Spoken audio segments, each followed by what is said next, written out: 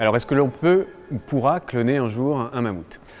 C'est une question que l'on se pose depuis à peu près une vingtaine d'années, et la découverte de ces mammouths extrêmement bien préservés dans le pergélisol sibérien et qui a laissé penser, du fait d'une préservation macroscopique assez incroyable. Effectivement, on peut retrouver des carcasses avec jusque des cils sur les yeux. Donc, à partir de carcasses aussi bien conservées, on pourrait envisager de recréer un mammouth par la technique du clonage. D'ores et déjà, je peux vous dire que non, ça ne marchera pas, le clonage, il faut oublier cette idée. Pourquoi? Parce qu'on n'a jamais retrouvé, et surtout il n'y a aucune raison que l'on soit un jour capable de retrouver une cellule capable de permettre un clonage de mammouth. Qu'est-ce qu'il faut pour cloner un organisme? Il faut une cellule, certes, et il faut le contenu du noyau de cette cellule, c'est-à-dire les chromosomes en état de fonctionner.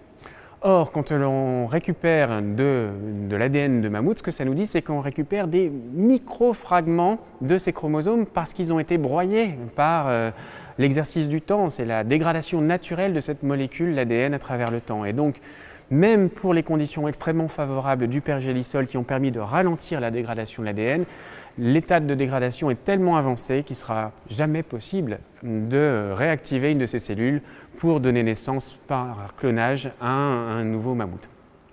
Par contre, ce que certains envisagent désormais, c'est d'utiliser des techniques détournées, non pas pour cloner un mammouth, mais faire revivre un animal qui aurait le génome copié sur un mammouth. C'est-à-dire qu'aujourd'hui, avec la connaissance que l'on a acquise du génome complet du mammouth, on peut essayer par des méthodes de réécriture génomique, par exemple, c'est-à-dire de transformer un génome d'éléphant, qui est le génome le plus proche d'un mammouth. Il y a une paille, 600 millions de différences entre un génome de mammouth et un génome d'éléphant. Faire toutes les modifications nécessaires du génome d'un éléphant pour le faire imiter celui d'un mammouth, et à partir de là, transplanter cette cellule de mammouth synthétique dans un ovocyte d'éléphant en espérant pouvoir donner naissance à un petit à partir de là.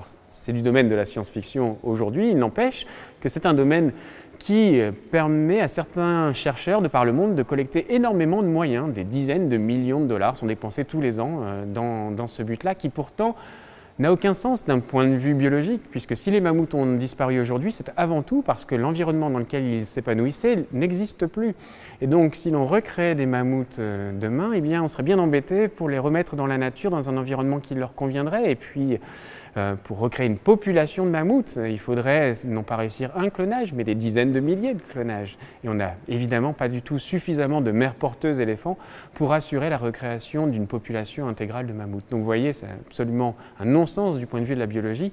Et ces dizaines de millions de dollars qui sont dépensés tous les ans, ils n'apparaissent pas dans les financements que l'on souhaiterait mettre au bénéfice de la protection des éléphants qui sont nos prochains mammouths en quelque sorte. C'est-à-dire que nous sommes sans doute la dernière génération à connaître des éléphants dans la nature et pas uniquement dans les zoos. Et peut-être que nos enfants ne connaîtront même plus d'éléphants vivants et seront obligés de regarder des squelettes d'éléphants comme nous regardons les squelettes des mammouths que vous avez sous les yeux.